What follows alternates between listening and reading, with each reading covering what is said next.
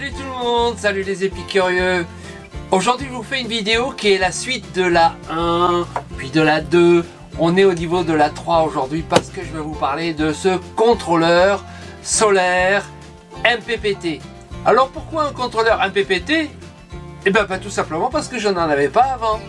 J'en ai toujours pas, parce que celui que j'ai actuellement c'est un PWM et je vais vous montrer l'installation que j'ai actuellement pour vous montrer le remplacement que je vais faire grâce à celui-ci.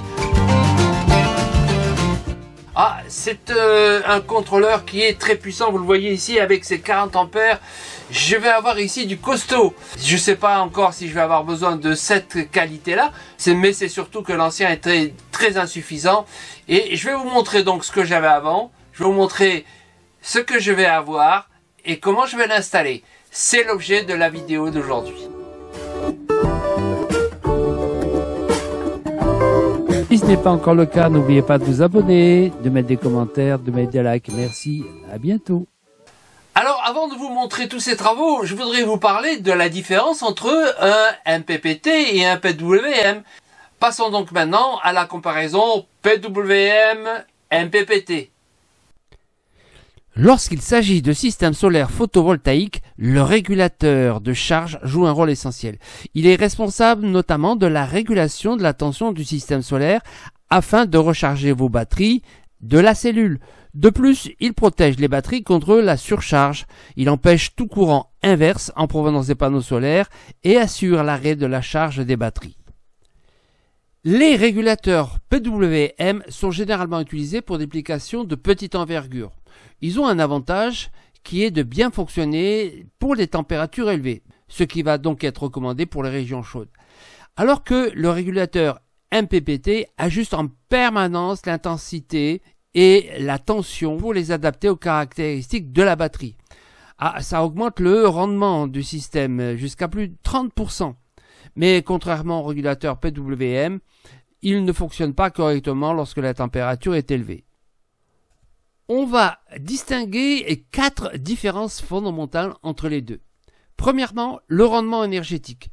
Les MPPT ont un rendement bien supérieur de 90 à 95%. Ça veut dire qu'ils peuvent exploiter davantage d'énergie solaire par rapport au régulateur PWM dont le rendement est seulement de 80%. C'est donc un point de différence important si vos panneaux solaires sont proches de la limite de vos besoins énergétiques. Les régulateurs PWM nécessitent que les panneaux solaires soient conçus pour avoir une tension légèrement supérieure à celle des batteries que vous souhaitez charger. Par exemple, si vous utilisez des batteries de 12 volts, les panneaux solaires doivent avoir une tension de fonctionnement comprise entre 18 et 24 volts. En revanche, les régulateurs MPPT peuvent accepter des tensions d'entrée beaucoup plus élevées, ce qui permet d'utiliser les panneaux solaires à haut voltage. Certains régulateurs MPPT peuvent même accepter jusqu'à 450 volts et charger des batteries de 12 volts avec un minimum de perte de rendement. Le troisième point, c'est les stades de charge qui sont plus ou moins intelligents. Alors les régulateurs MPPT offrent généralement les 3 étapes de charge les plus importantes. La charge boost, ou appelée encore bulk, la charge d'absorption et la charge de maintien ou float. Certains régulateurs MPPT plus avancés proposent également une étape de charge de désulfatation ou égalisation qui permet de prolonger la durée de vie des batteries en nettoyant les plaques internes des sulfates. Les régulateurs PWM plus basiques peuvent n'offrir que 2 étapes de charge, bulk et float. Avoir un régulateur avec des stades de charge plus avancés peut prolonger la durée de vie de vos batteries et améliorer leur performance globale. Enfin, le dernier point, c'est le coût. En général, les régulateurs MPPT sont bien plus chers que les régulateurs PWM, en raison notamment de leur efficacité supérieure et de leur fonctionnalité avancée. Cependant, le coût peut varier en fonction de la puissance du régulateur, du fabricant, des fonctionnalités spécifiques offertes, etc. Il est important de prendre en compte votre budget et vos besoins énergétiques avant de prendre une décision. C'est un choix personnalisé. Alors, en conclusion, que peut-on retenir? Les régulateurs PWM et MPPT ont des différences significatives en termes de rendement énergétique, de plage de tension, de stade de charge et de coût. Les régulateurs MPPT sont généralement plus efficaces, offrent une plus grande flexibilité en termes de tension d'entrée et proposent des stades de charge avancés. Cependant, ils sont également plus chers que les régulateurs PWM comme on l'a déjà vu. Donc le choix se fera en fonction de votre budget aussi, des conditions environnementales spécifiques à votre installation solaire et notamment si vous êtes à la maison ou en camping-car, ce n'est pas le même choix. Une fois qu'on a compris la différence, eh bien il est temps de passer à l'installation. Souvenez-vous, voilà la situation à la fin de la vidéo 1. J'avais changé mes 2 batteries pour les LFP et j'avais encore le convertisseur que vous voyez ici et que j'ai l'intention de changer. Et puis on a le NDS qui gérait les 2 batteries anciennes AGM et plomb. Et si vous ne voyez pas ici le régulateur solaire, c'est qu'il est tout petit et caché là-bas tout au fond. Voilà cette situation de départ et voilà comment ça va devenir. On peut remarquer que le MPPT a pris la place du convertisseur et il est énorme par rapport à l'ancien PWM que j'avais. J'attaque mon projet. Je vais commencer par enlever cette connexion-là, c'est celle qui va actuellement distribuer le courant à l'EBL et je vais le mettre directement sur l'EBL. Et pour ces câbles qui viennent de la batterie 1 et l'autre de la batterie 2, eh bien, je vais maintenir une liaison dans les 2 batteries. L'alimentation principale, je vais la mettre, elle aussi, avec le BL. Et je vais faire en fait un pontage ici pour les mettre en parallèle. Pendant tous ces travaux, j'ai évidemment enlevé toutes les connexions qui maintenaient de l'électricité en partage ou pas. Et donc, je travaille en toute sécurité en débranchant tout. Tout est maintenant débranché, j'ai plus qu'à refaire la nouvelle installation. Voilà tous les nouveaux câbles que j'avais installés ici et qui correspondent à ma nouvelle installation. Alors j'ai gardé ici ce câble qui est celui qui va à l'EBL et qui en même temps alimenté ici mon convertisseur. Ce convertisseur que je vais changer comme je vais vous le montrer dans une prochaine vidéo. J'ai ici un fusible que j'ai gardé, qui était prévu auparavant pour l'ensemble de l'alimentation électrique de l'EBL et qui est ici de 125 ampères, ce qui est raisonnable par rapport au fait que ça va tirer beaucoup et ça va aussi protéger tout le reste du circuit, l'EBL notamment. Alors ici c'est un câble qui va me permettre de connecter les 2 batteries en parallèle et ces câbles là c'est des câbles que j'ai mis avec fusible et qui vont me permettre d'envoyer une information 12 volts pour chacune des 2 batteries pour aller sur le BL et avoir ici un affichage au tableau. Ça m'intéresse de savoir si ça va marcher. Je vais le tenter. Mais une fois que tout ça sera monté, il faudra changer mon régulateur solaire ici qui est pour l'instant le PWM que j'ai là caché derrière les câbles et que je vais remplacer par le nouvel MPPT qui va peut-être aller là si ça rentre, mais j'en suis pas sûr. On va bien voir. Bonne nouvelle, mon installation est fonctionnelle et je vous la présente rapidement ici. Je vais enlever en fait un des câbles que j'avais mis pour connaître la tension de la batterie 2 et de la batterie 1, mais comme elles sont reliées ici en parallèle, du coup c'est complètement inutile et je n'ai donc relié qu'un seul câble pour avoir l'information qui sera maintenant en continu. C'est-à-dire que maintenant j'ai une information sur le niveau des 2 batteries puisqu'elles sont couplées et j'ai une information permanente sur mon tableau de bord et c'est ce que je voulais. Donc ça je vais le supprimer. Je garde ici l'alimentation protégée par ce fusible ici qui va à l'EBL. Et là, c'est le pontage entre les 2 batteries. Et ça, c'est le fil qui a permis de connaître la tension des 2 batteries, puisque comme elles sont reliées, j'ai la tension des 2. De toute façon, maintenant, elles seront obligatoirement équilibrées. J'ai testé ici le niveau de charge avec l'application Red Audio. Voilà, j'ai ici la qualité de la batterie qui est là. Et si je la mets, je l'enlève du réseau. Là, actuellement, je suis sur le réseau extérieur, je mets en position neutre et je vois qu'effectivement la charge s'arrête.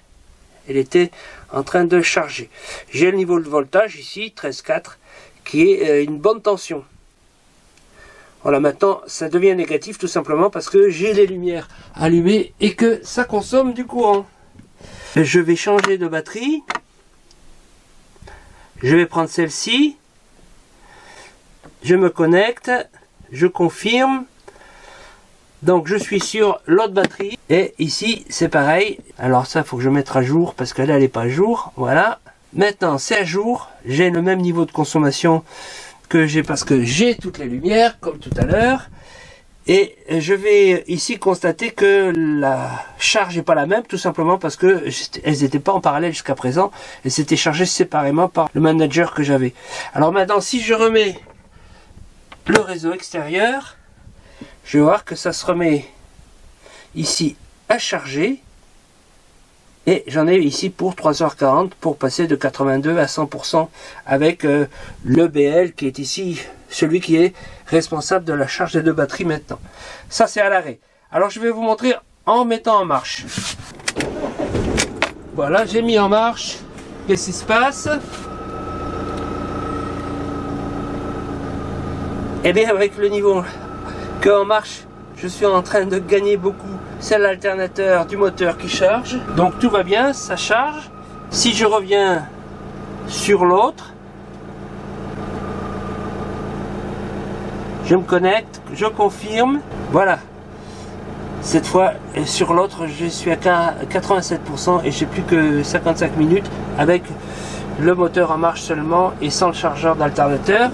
Et ce qui est intéressant encore, c'est d'avoir cette information qui me dit que les batteries sont suffisamment pleines. Ici, elles sont carrément bien pleines et c'est donc ce que je voulais. Ce qui est bien en plus dans cette application et ces batteries que je vous ai montré dans la vidéo que je remets ici, la 1, eh bien je peux avoir des informations intéressantes sur l'état des cellules par exemple. Voilà, ce qui me permet de voir que chaque élément de la batterie est dans ses conditions optimales. Et sur le BMS, il fonctionne normalement. Et là, il est en train de balancer et d'équilibrer toutes les cellules entre elles. Voilà, c'est un ensemble d'informations qui me permet d'être informé au complet. Avec cette nouvelle collection, donc avec les deux batteries en parallèle grâce à ce pontage, et bien maintenant les deux batteries sont à l'équilibre, l'une et l'autre sont au même pourcentage. Alors, en fait c'est 99 ici et là aussi c'est à 99. Et effectivement, si on clique ici, on est bien à 99. Voilà. Donc les deux batteries sont maintenant à l'équilibre et chargées de la même manière grâce à ce pontage. Et la situation est celle que je voulais. On va pouvoir maintenant passer à l'installation du MPPT. Mon installation étant finie et fonctionnelle, je vais maintenant m'intéresser à la deuxième partie de cette séquence. C'est l'installation de mon MPPT. Je vais enlever ce contrôleur solaire MPW pour le remplacer par mon MPPT. D'abord, première étape, savoir s'il rentre là ou s'il va ailleurs. Ben, pour la suite, ça s'annonce délicat. Parce que mon régulateur solaire, ben, il est immense. Tellement immense que ben je pensais le mettre là, mais il va falloir que je démonte tout ça parce qu'il va rentrer effectivement là. Mais si j'enlève tout ça, il pourrait éventuellement rentrer là à la place de mon convertisseur que je dois enlever. Mais l'inconvénient c'est que ben il y a cette barre là de renfort du siège. Cette barre elle m'empêche d'avoir de l'espace ici comme ça, mais de toute façon il faut que j'enlève le convertisseur. Et si j'enlève le convertisseur, où c'est que je vais mettre celui-là? Parce que j'avais l'intention de le mettre là, mais regardez, lui aussi il est trop grand. Du coup je vais devoir le mettre ailleurs, et notamment ailleurs, ça peut être que à l'extérieur et ça pourrait être là contre la paroi ici. Donc du coup celui-ci il va partir, le MPPT va venir à la place de là, et celui-là je vais l'enlever et raccorder avec ça. Voilà le chantier que je prépare.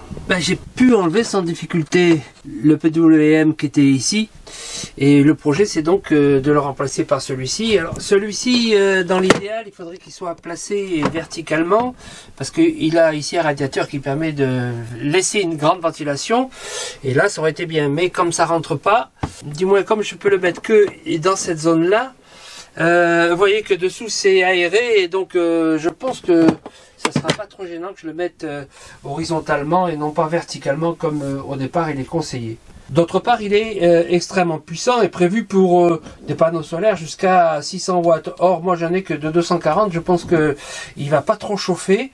Et d'ailleurs, même, il faudrait que du coup, si je devais mettre des panneaux solaires supplémentaires, il faudrait que je change tous les câbles parce qu'ils sont un peu petits ici. Ça, c'est monté d'origine par des professionnels. Je pense quand même que c'est réfléchi au moment de l'installation. Le deuxième point que je voulais voir aussi, c'est que normalement, pour la sécurité, on met un fusible ici pour la jonction qui est directe entre les panneaux solaires et ici. Et donc, j'ai plus qu'à faire le transfert de ces installations-là, ici, et puis de les fixer, et ça devrait être suffisant pour cette partie.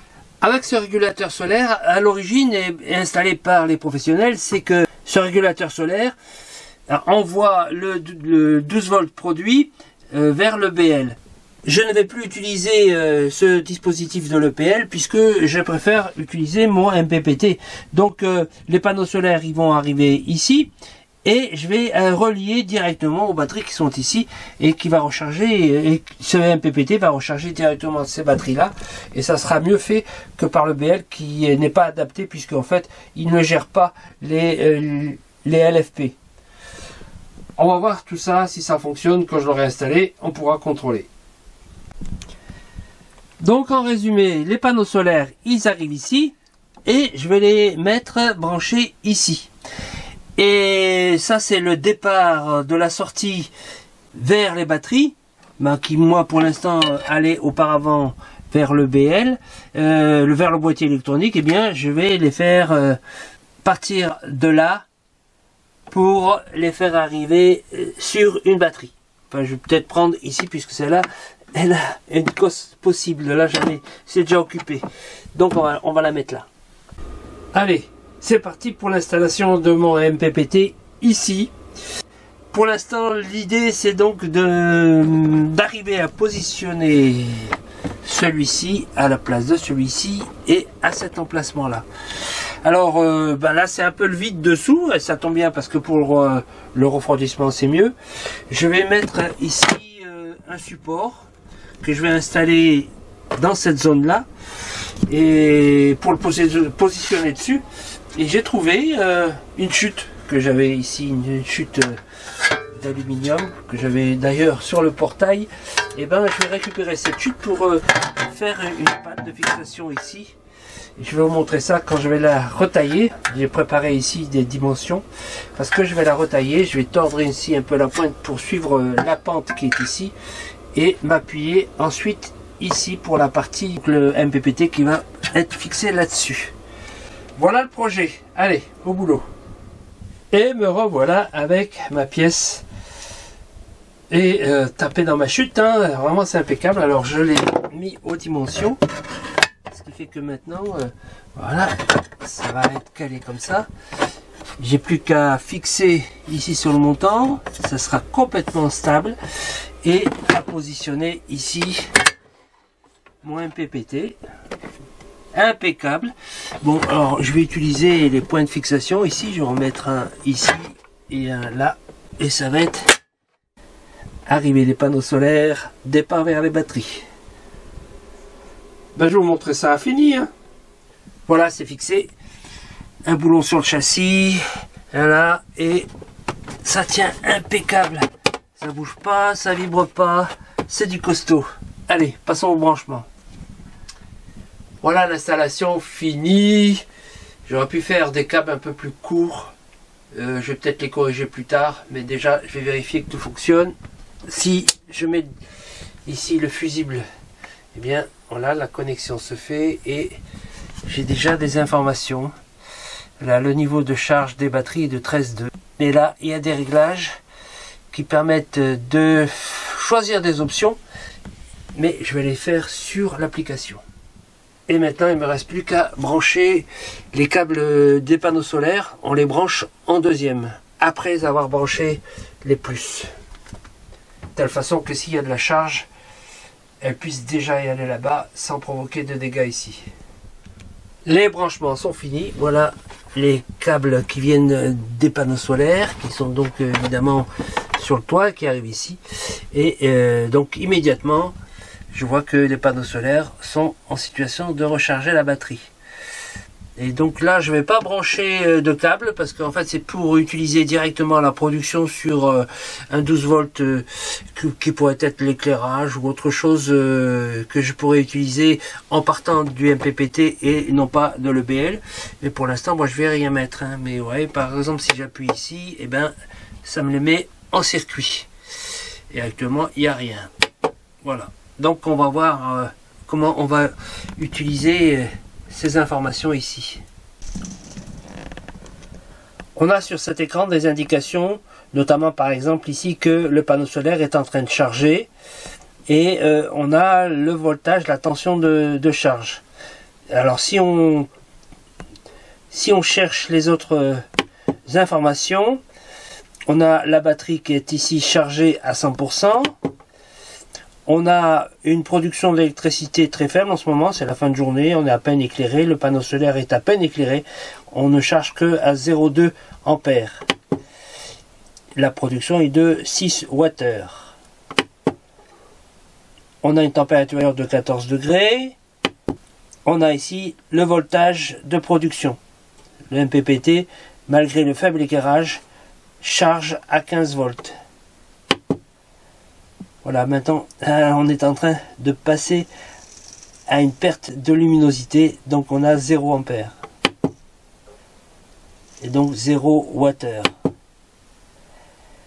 Néanmoins, il maintient une tension à 17,5. Donc il fait bien son boulot. Voilà, et ici, vous voyez que tant que c'est allumé ici, c'est que la production de panneaux solaires est efficace. Si on perd en luminosité, ça va s'éteindre. Ça, c'est pour une alimentation directe externe. Et ça pourrait aussi me dire combien il passe de là à là. Voilà, par exemple, il alimente cette borne-là à 13,2. Voilà un tour rapide. Voilà l'ensemble des informations qu'on peut retirer sur cet écran, qui malheureusement sont en anglais, mais je ne l'ai pas trop en français. Et j'espère que ça sera plus clair dans l'application. Je vais donc aller voir maintenant l'application. Normalement, l'appareil est Bluetooth. Et donc, on peut faire exactement la même chose avec le smartphone. Afin de pouvoir jumeler les deux produits, il faut trouver la bonne application. Pour l'application qui va nous permettre de suivre ce qui se passe au niveau du MPPT, il faudra charger l'application qui s'appelle Red Audio MPPT. Pas une autre, hein. Donc lorsque vous allez cliquer ici dans Play Store par exemple, vous allez chercher cette application-là et pas une autre, sinon ça marchera pas. Il y a une autre application Red Audio qui concerne les batteries, mais qui n'est pas la même que celle pour les MPPT.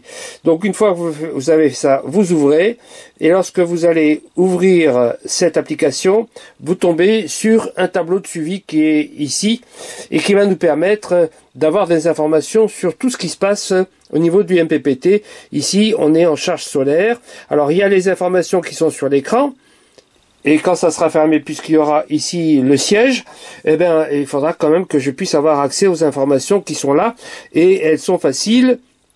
Là, c'est déjà configuré. Vous voyez que ma batterie ici, elle est à 98%, mes batteries, puisque c'est sur l'ensemble. J'ai ici la tension d'entrée du solaire, et j'ai le statut MPPT avec la tension des batteries, la charge actuelle.